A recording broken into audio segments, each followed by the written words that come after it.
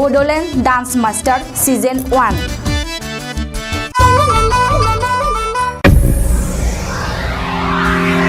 खुलुमबाय आं फोरबो ब्रह्म बड'लेण्ड इंखं टेलिभिजननि बड'लेण्ड डान्स मास्टार सीजन 1 आव आं फार्स्ट 4 राउन्डनि थाखाय सेलेक्ट जादों। नोंथांमोननि अननाय मोनोब्ला आं उननि राउन्डआव बादायनो खाबु मोनगोन। प्लिज आंनो भट होनानै आंखौ उननि राउन्डआव बादायनो खाबु होदो। आंनि कड नाम्बारा जाबाय F010। प्लिज आंनो भट हो। आंनि फार्स्ट 4 राउन्ड मोसानाय खालारा जाबाय 6 फेब्रुआरि 2021 सुनिबारखालि मोनानि 8 रिंगानिफ्राय हरनि 10 रिंगासिम। प्लिज आंनो भट हो। बड'लेण्ड इंखं टेलिभिजननि लाइभ टेलिकास्ट इउटुबाव नाय आरो लाइकआव थुनानै आंनो भट हो। बुंफिनदों 6 फेब्रुआरि 2021 अक्ट' सुनिबारखालि मोनाबिलि 8 रिंगानिफ्राय हरनि 10 रिंगा नायनो दाबाव। बड'लेण्ड इंखं टेलिभिजननि live telecast Bodoland dance master season 1 नि फार्स्ट मोसानाय बादायलायनाय गोसोआव लाखि। इउटुबाव बड'लेण्ड इंखं टेलिभिजनाव आंनि मोसानाय लाइक थुनानै भट दैथायहर। बिथां मोसाखावरि फोरबो ब्रह्मखौ जौस्राङाव लेंहरनाय जाबाय। बिथाङा गावनि मोसानायखौ जोंनि जौस्राङाव फैनानै दिन्थिफैनांसिगौ। मिस्टार फोरबो ब्रह्म रायजो राजाफोर आखाइ खबनानै हो एसे। फोरबो ब्रह्म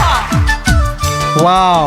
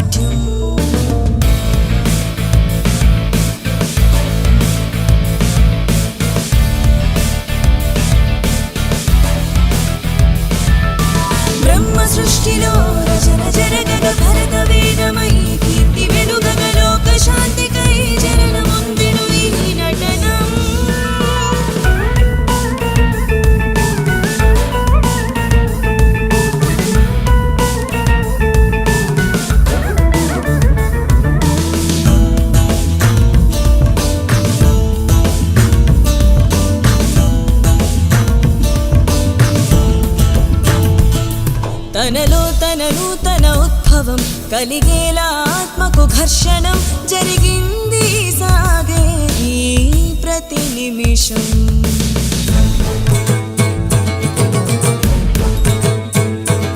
మసిమన్నున దాగిన కుందనం మరిగాకే జ్వాలతో జ్వలం మదిలోను మధనం నిత్యం తెలిపెను గమ్యం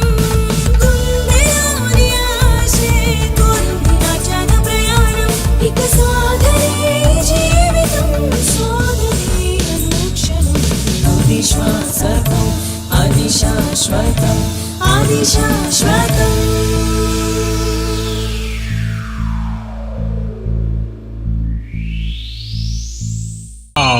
गोबां मोजां मोसाबाय आखाइ खबना हो रायजो राजाफोर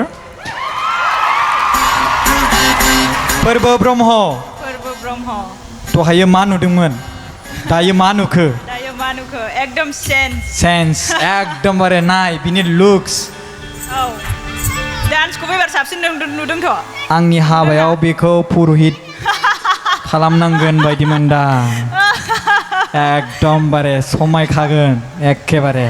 नोंनि लोगो लोगो आंनोबो नांगौ बेखौ पुरहित नोंनोबो नांगौ अके जाबाय दे होमबालाय रायलाय कन्टेक्ट नाम्बारखौ दाहाय हो दे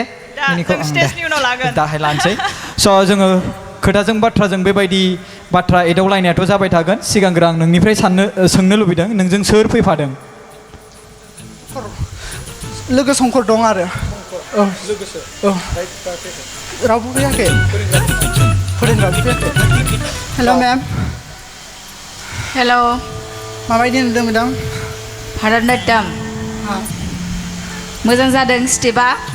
ओमफ्राय एसे जग्रबावनांगौमोन नोङो एसे स्लाइड एसेल' आरो माने भारतनाट्यमनिया बारा सिदा जायाना एसे गाहाय जानांगौ नैबे बुस्थुखौ एसे गाहाय खालामबावनांगौ जायखिया स्टेपफोरखौ आं मोजां मोनदों आरो एक्सप्रेसना एसे आं दहायबो होन्दोंना नोंखौ दहायबो नों बारा खालामाखै एबारबो एसे नोङो भारतनाट्यमाव मेगननि माबाखौ बिराद नांथारगौ मेगननि लुकखौ आखाइ ओरै थांबा आखाइथिं थांनांगौ मेगना गाहायावबा ओरै गाहायथिं फैनांगौ गोजौआवबा ओरै गोजौथिं थांनांगौ बिदि दे सेलेक्ट जायोबा नेक्स्टआव नों मोजांसिन खालामबाव बेफोरखौ गोसोआव ला खोथाफोरखौ दे जागोन मेम औ थेंक इउ मेडाम दे अल द बेस्ट माइकेल सार दहायनिख्रुइ साबसिन दासो मोसाबाय नोङो स्टेजफ्रा दासो क्लिन ओमफ्राय भार्सेटाइल बांसिन हौवाफ्रानो भारतनाट्यमखौ मोसानो नागिरा कम्पिटिसनफ्राव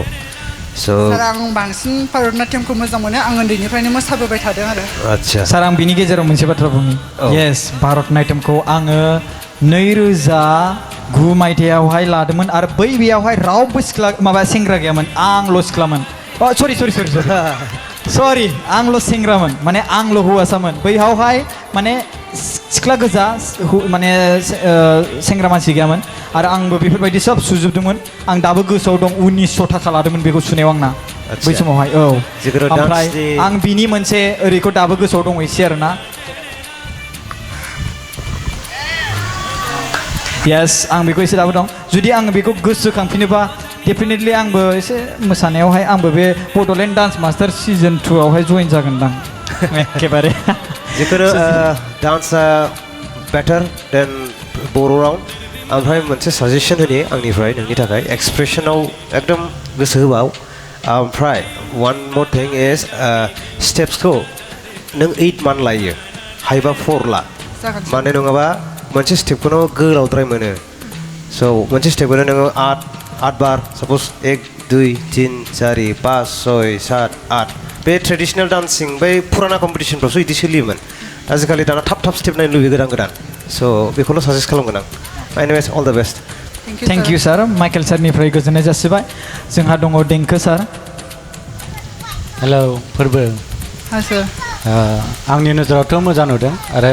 सानै जाज बिथांमोना क्लासिकेल गावसोरबो सोलोंखानाय हिसाबै दा नायबिजिरनायाव जि कमेन्ट्स होनांगौ बेखौ होबाय आरो नेक्स्टआव साबसिन खालामगोन आं बेखौ मिजिं थाबाय thank you all the best स' फोरबो ब्रह्म गोजोननाय थाबाय नोंजों लोगोसे फैफादों स' बिनिखायनो जों जुदि नोंनि आइ आफा फैनाय मोनब्ला नेक्स्टआवहाय जुदि सेलेक्ट जायोब्ला आसा खालामबाय फैगोन होननानै थेंक इउ प्लिज आंनो भट हो आंनि फार्स्ट 4th राउन्ड मोसानाय खालारा जाबाय